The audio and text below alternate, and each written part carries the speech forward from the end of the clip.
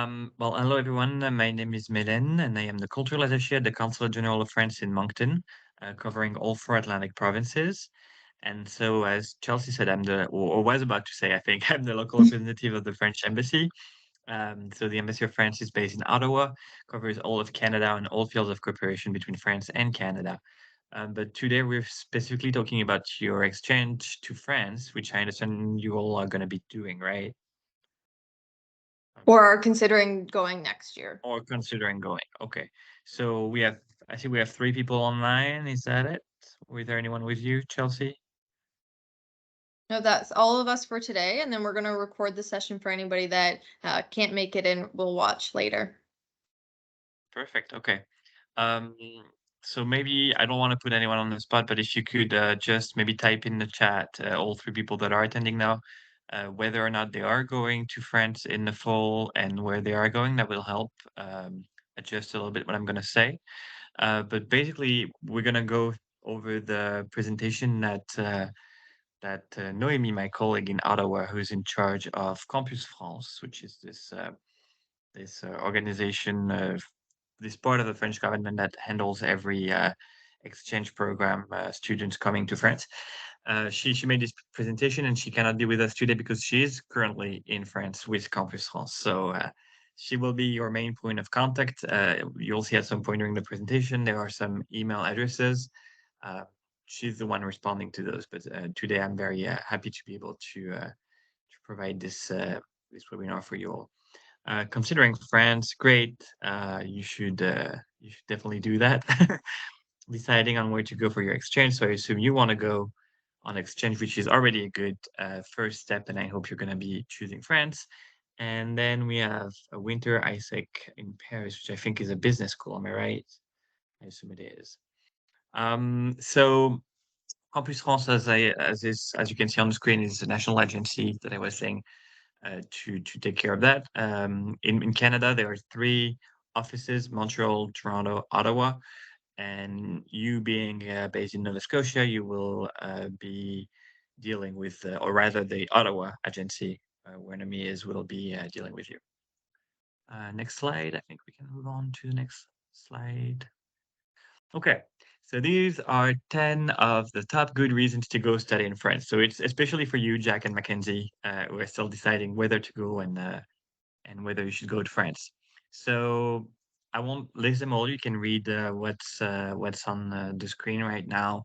But basically, we have a world-class education with great researchers and great innovation. It's not just the good food and the good sites, even though they're also on there. They're definitely a good argument for France, the French way of life, all the museums, all the traveling you can do once you're in France, because of our very central position in Europe, you would be able to travel very easily to Spain, Italy, the Netherlands, even the UK, depending on where you are. Although I must say, if you want to go to the UK, you'll need a different visa, but we'll get to that later. But everything else that is part of the European Union, plus Switzerland and Monaco and all these smaller countries you can access very easily when you're in France. We also have a very large air field. Like we have so many different fields of study you can go to, and you should get back to Chelsea to know what programs are available to you at Acadia University. But I believe there are several, and whether you want to study economics or business, or you want to do international law, or you want to do science, or you want to do French classes, history, Beaux-Arts, whatever, you'll find it in France. So you should definitely look it up. And maybe this is later in the slides, but Campus France has an online catalog where you'll be able to find all of this. I'm sure this will pop up at some point. So yes, the French education system, we have what we call the baccalaureate, baccalaureate, which is the final high school exam. Unlike here, it is the final license exam, not the baccalaureate that you have here. And then we count the years above that. Um, so here you have what it looks like. It's the same thing all over Europe, which makes it very easy to transfer credits, and you have the equivalent for Canada. So again, this presentation will be recorded, and I'm sure Chelsea will also be able to send you the presentation if you want to look back at this. So I don't want to spend too much time on this. Just to say that you can go as part of your degree at Acadia University in any of those years where you have an exchange program set up for you, but you can also consider doing a master's degree in France after you've completed your either your baccalaureate or your bachelor degree or your master's degree in Acadia. You can do another one in France or even a PhD, and it's cheap. Yep. So you have the public universities, which is what usually people think of when they think of university in France. They're huge. They're very cheap, which means that a lot of people can go there, but they can be very, very excellent. It's not related to the cost. It's just that we have very great public funding. Um, what we call grande école, which literally translates to great schools or, yeah, more like great schools, um, can be private or public. They are in all sorts of fields. Like I went to political sciences, grande école called Sciences Po. And then you have the specialist schools and institutes and all the schools dedicated to arts and applied arts, including architecture. So you should, when you consider doing an exchange, you should look at what kind of university, what kind of institution you're looking at. Because if you're looking at a university, it's going to be this huge institution with thousands of students, very big classes, a lot of autonomy for you, a lot of freedom in what you can do, but also less people around you to help you do your thing. So if you're more independent, if you want to do like really go into this great pool of people and meet a lot of people and experience that, that's what you should choose. If you want to go to a grande école or special schools, you'll maybe get a more personally crafted program with less choices on what you can do, but maybe that's more for you. So it really depends on what you want to do, but you should just look at the type of schools you're looking at and try and figure out which category they fit in. Also, if you have any questions at any point, do not hesitate to either speak up or send a message in the chat. There are not so many of us, so feel free to ask any questions. So yeah, the universities I covered, you see it's 70 universities with 2,400 students, 1,000 students. So you can do the math. And they're very cheap if you want to do an extra bachelor or master's degree after Acadia. You can also look it up. The fees are quite cheap for non-European students, even more so if you have European nationality, of course. Yeah. So grande école, as I said, very selective as well. So you're not going to be finding the same kind of crowd or the same kind of classes. So it really depends on what you're looking for and what you're aiming for. And specialized schools and institutes, which you don't necessarily. It's good to look at the specific sectors because you don't necessarily think of those sectors. Sometimes they were not even available in your area growing up, or maybe Acadia was your dream university, but you really wanted to take a course in fashion and they don't have it. I don't know if you have fashion at Acadia, but you can find the right school maybe that has exactly what you need in France for an exchange program or a master's degree after Acadia.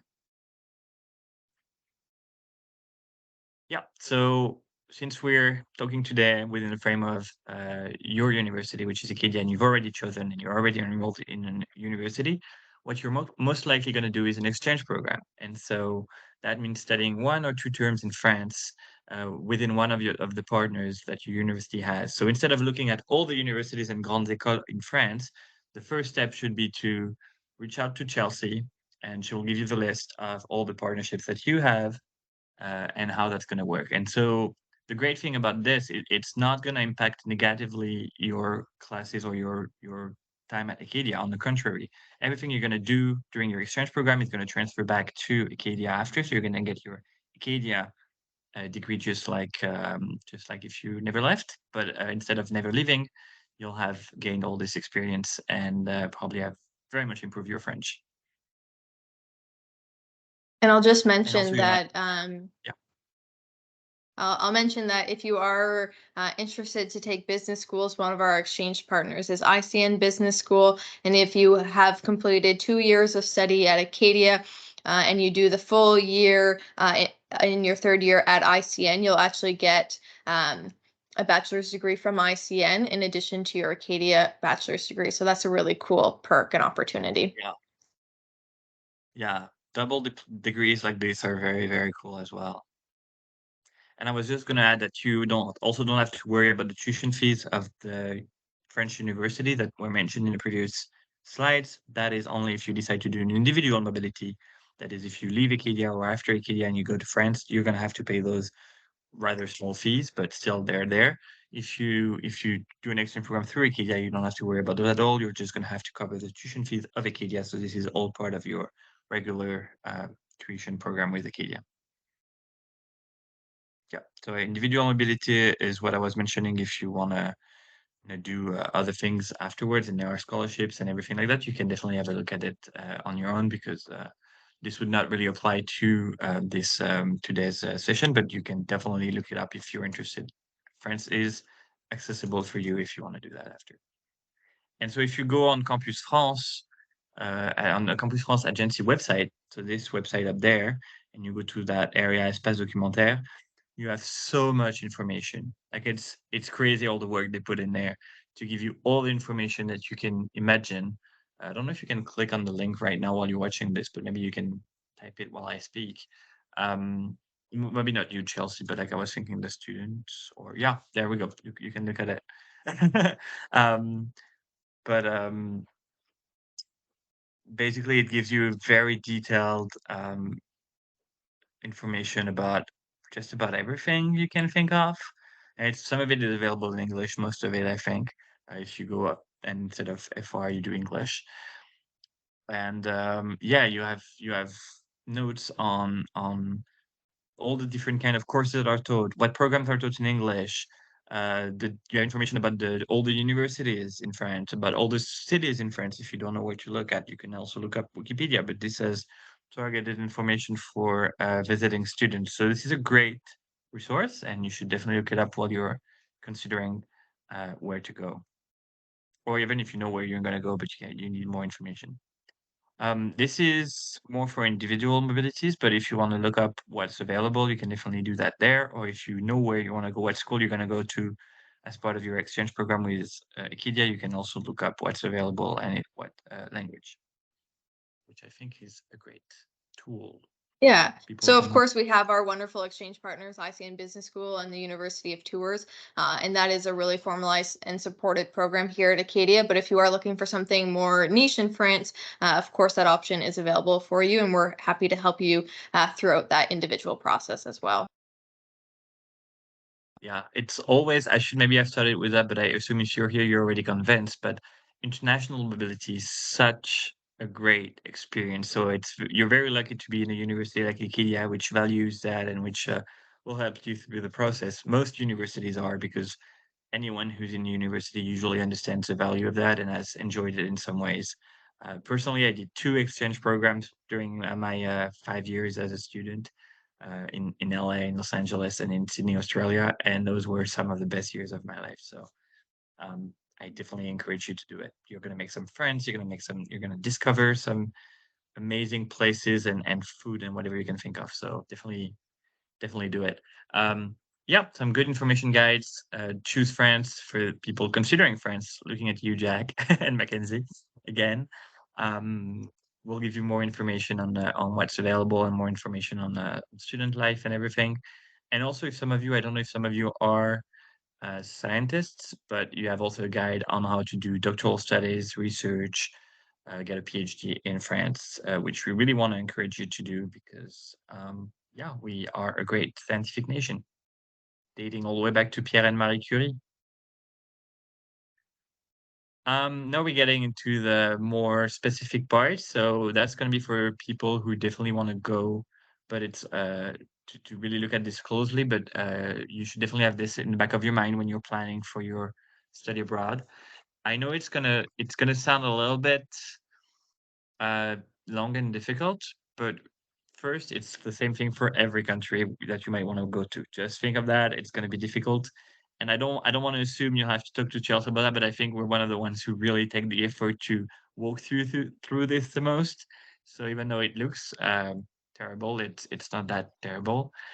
And I like to say that it's one of the skills you will gain doing a study abroad program, is that you will know how to handle all the immigration stuff, which will might be useful in your future life. Like I live in Canada now. I had to go through all of this to just live and work in Canada. So I'm glad I had some little experience of that while doing my study abroad, well, with all the help of the Chelseas of my university back in the days. Not that old, but still. So, um, what's really gonna be important to understand is those three steps. First, you'll have to register on a platform called Etudes en France. But again, once you're there, you will like Chelsea will walk through all of this, but we like to just give you all the information first. But you'll register on that platform, uh, and as soon as you receive your admission letter from your French host institution, you can fill that pre-consular file saying that you've been accepted. So this is really for you who are doing an exchange program and are accepted in a French university. There will be a $150 fee, which ensure that we are through the Etudes en France platform, which Noémie, my colleague in Ottawa, handles. She will make sure that everything is all right, so that when you get to the second step, France Visa, everything is cleared and you can fill out your visa application. You'll have to do it yourself on the website, but it's already been validated by Campus France, so there should be no issues, even though in the end it's the Interior Ministry which decides who to give visas to, but we're just making sure that everything is aligned for you to get your visa. And since you've already paid the $150 fee for the Etudes en France, the visa fees are waived. So there is no extra visa fee at that stage. And then the third step is that you have to submit in person in a VFS center your visa application. The visa application has to be done in person because they want to take your fingerprints for the visa. So there are only 4 permanent visa VFS center: Ottawa, Toronto, Montreal, Vancouver, which means once you've done the 2 previous steps, you are absolutely free to book your appointments at one of the 4 VFS centers. But because we understand that is an extra cost, this winter for the first time, and we're very happy, we are bringing a VFS agent to Moncton, Halifax for the first time. Moncton is going to be the second time, but first time in Halifax, which is going to be happening. No one's leaving in the winter of 2024, so that's not going to be applicable to you, but someone is going to come in November to take all this in Halifax, which will greatly reduce the cost. And if it is successful, and I see no reason why not, we're already sold out basically of appointments available for that agent. We're gonna do it again. So I cannot promise you that, but you can definitely count on the fact that we will most likely be bringing a VFS agent to Moncton and Halifax every semester from now on, hopefully. And I know you're not a visa agent, so you may not know the question to this, but for non-Canadian citizens, can they still visit the permanent VFF centers, or do they have to leave to their home country to do that? No. Everything, whatever your country of origin is, you have to go through the VFS center and the French, because basically behind VFS there is the French consulate. So since you're getting a visa to France, it's going to be France which handles your visa application no matter where you're from. You just have to understand that if you're not Canadian, you will most likely still be able to get your visa and everything like a Canadian student because you're registered in a Canadian university, but there might be some specifications due to your country of origin. So you just have to check. There is I don't know if it's in this presentation, but there is a website where you can check your visa, whether or not you need a visa for France, basically. I think it's just on the France Visa platform. They will let you know, you can put your country of origin and of passport, and they will let you know. I know the rules for Canadians. For Canadians, for instance, if your exchange program or your stay in France is less than 3 months, you don't need a visa. No matter what you do, you cannot work, but if you want to study or if you want to travel for less than 3 months in France, you don't need a visa. For more than 3 months, you need a student visa for that. I know that if you're not Canadian, for some other countries, you even for less than 3 months, for example, you will need a visa, or you will need to provide more information. So you just have to check, and they will walk you through this. But whatever your country of origin, you have to go through this procedure, unless your country of origin is a European country. Then you can just do that freely. Does that answer your question? Cool. Yeah, because we understand that an exchange program is expensive, even though it's worth it. We have several kind of scholarships available for you. Some of them might also be available through either your faculties or your university. So you should definitely get back to Chelsea if you have questions about this on what Acadia offers to students, or if you are moving through a partnership that is specifically linked to a specific faculty, maybe your faculty members can also give you information. I don't know if that's the case in Acadia, but sometimes it is. I'm just going to speak here of the ones that are handled by us or by the French government. So there is one called Bourse France Acadie. It is jointly managed by the Consulate General of France in Atlantic Province, so basically me, and the Société Nationale de l'Acadie. And common misconception is that it would be reserved to Acadians. It is not. It is available to any student enrolled in one of the 4 Atlantic Provinces university that does a study abroad program in France, starting in the fall semester.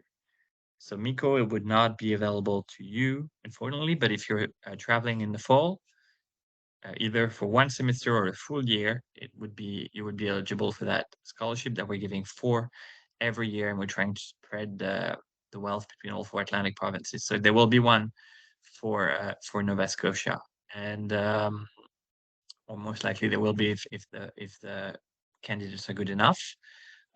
Just know that if you're going abroad for a full year in France, you're definitely getting a huge head start on that bourse, because we are favoring students going for a full year instead of a semester, which doesn't mean you have no chance. For instance, this year, out of the 4, we gave 3 to people going for 1 term and 1 to someone going for a full year.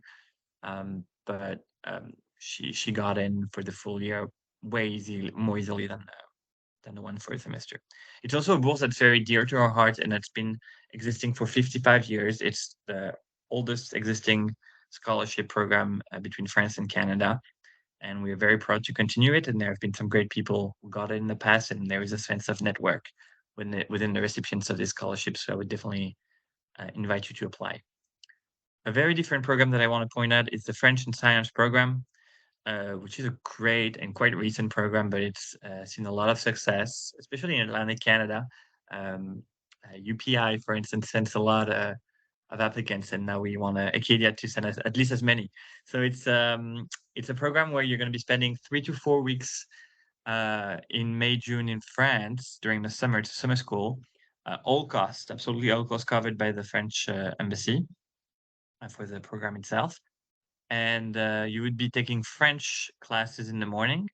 You don't need any specific level of French. It can be very beginner level or more advanced level, but you would be taking French classes in the morning and science courses in the afternoon.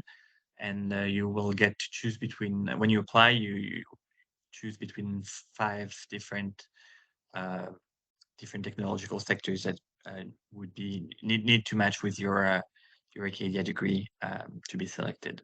So it's a great and exciting program, and we're also looking, it's not on there yet because we're finalizing the details, at opening a French and gastronomy program, which also sounds very enticing.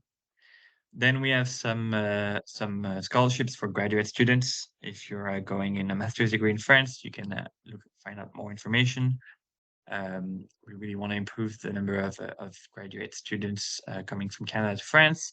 And then Campus France has a whole catalog called Campus Bourse, with all the scholarships offered to foreign students, because there are all sorts of different kinds. And you can also So I wanted to Yeah. I had a follow-up question about the graduate scholars in France. So we've newly extended our exchange agreement with ICN Business School to allow our undergraduate students to take their like level 1 master's courses, because it's like equivalent to our like 4th year undergrad. So would the graduate scholars program truly only be for like students studying in Canada as master students, or could they be undergraduate students taking master level courses in France? That's a good question. I think you should check out if it's written on the website itself, and if it's not, that's definitely a question for Noemi. Okay, I'll follow up then. Yeah.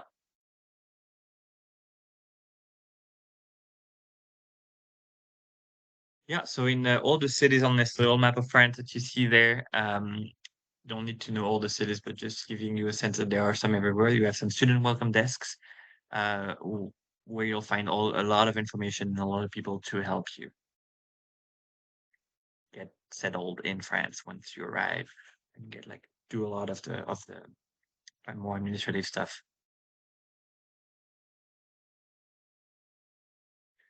Yeah. So now we're getting more into once you're in France and you want to study to give you a sense of what it's going to look like.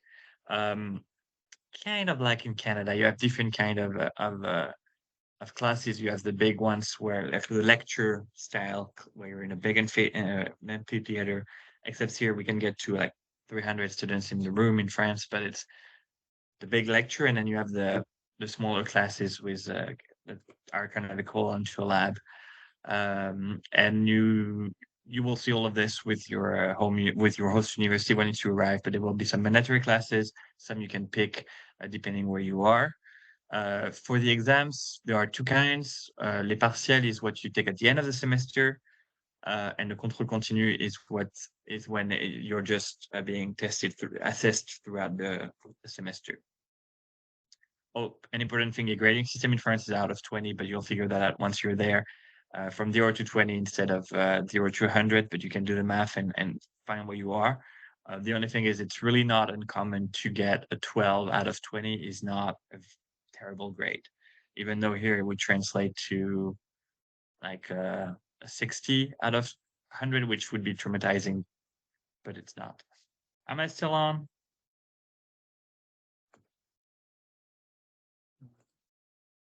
Did you lose me? I can still hear you. You can still hear me? Okay. I wasn't sure. It looked like everything was frozen for a while. So when you arrive in France, here's a list of, again, will be available to you this presentation, of places where you can look for accommodation.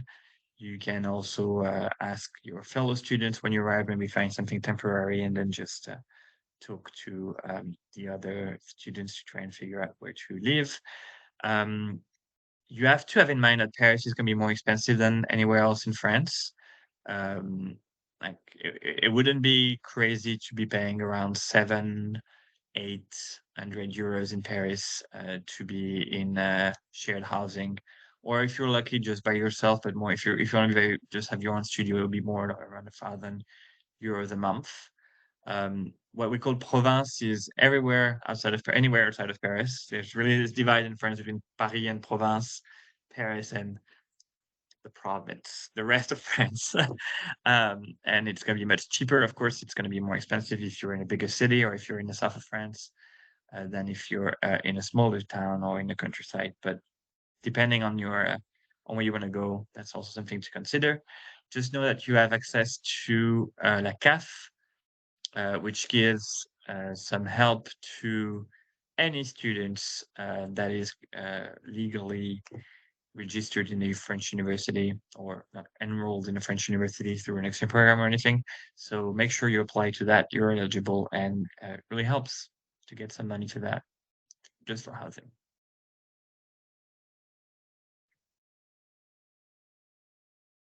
Yeah, you can get free. It's mandatory, but you can get free social security for all students.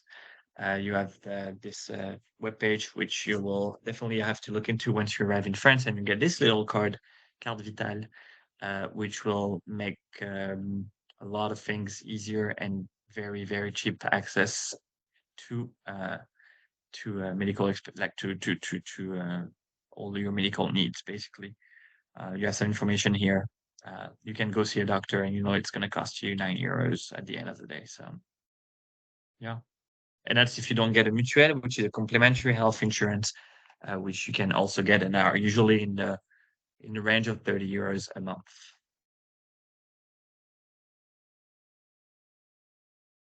So here you have information on how you can work during the studies, which can be important to you. You don't Going abroad does not mean you're just going to go broke. You can definitely work there a little bit to make sure you can still have So there's some help. So you think when you add all the things up, you have this free social security, you have the help for the housing through the CAF, which you should apply for, and as I pointed out before, but then you can also work a little bit. You have all the information here. So it's about 20 hours a week that you can work in France. Make sure the minimum legal wage is respected by your employer, and you'll see there's a lot of need for student jobs currently in France, kind of like here, a lot of bartending and these kind of things. Working in restaurants are in high demand in France right now. But you can also, like I did when I was younger, you can work in museums, which is very cool. We have so many museums, so it's something that people don't necessarily think of, but it's a very good and very flexible student job with outside of the 9 to 5 working hours, which can be useful sometimes when you're a student, and a great place to learn and to be in the culture as well. You have a lot of tutorials online on the Campus France YouTube platform and on the Campus France website. So you can definitely look it up, find all the testimonies from people who went, and find videos on very specific subjects. So especially if you're just considering it, or you don't, it seems a bit frightening to you, you should look it up. Yeah, and so that's all the contact information you need. All the Campus France Canada website, the Campus France Ottawa email address, which is the one you should be emailing for any kind of questions related to studying abroad in France. It's going to be Noemi, that I mentioned a couple of times now, answering you on that email address. If you have questions dedicated specifically to the Etudes en France procedure, you have this email address. That's going to be, people are going to look at, people like Noemi and the office are going to be looking at even more frequently to make sure that all the urgent questions are answered. So only use it for questions related to the Etudes en France procedure. Anything else will be disregarded or redirected elsewhere. So that's your direct contact for that. And if you have questions about the visa process specifically, it's not us. It's either VFS centers for everything around the VFS appointment and anything regarding really VFS itself.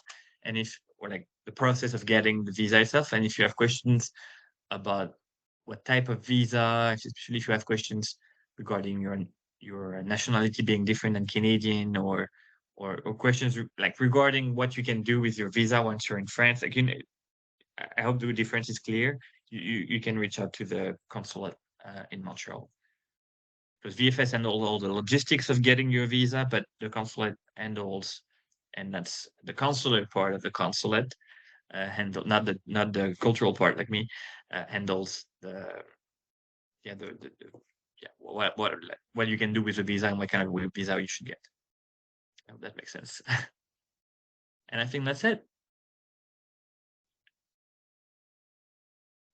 I just stopped sharing my screen. So if folks have any questions for either of us to answer, please do be brave, unmute your mic or put your questions in the chat. I also encourage you to reach out to me via email if you'd like to be connected to students that have previously studied in France or are going to France this year on exchange. They have a lot of firsthand knowledge and experience to share. So I encourage you to reach out and ask, and I would be happy to connect you. Yeah, and I know there are great students at Acadia. We did so. We met with a couple, and they're very enthusiastic about their stay, and they're very cool. Yes. But yeah, yes, we have one feel free to ask student. any kind of question. I see somebody typing in the chat right now. But we have one student abroad at Tours right now, and we are doing an information session hosted by Tours this coming Friday. So if you are interested to potentially go there, definitely tune in for that session. And this morning we had an information session with ICN Business School, and the recording is on the Exchange website as well for you to watch.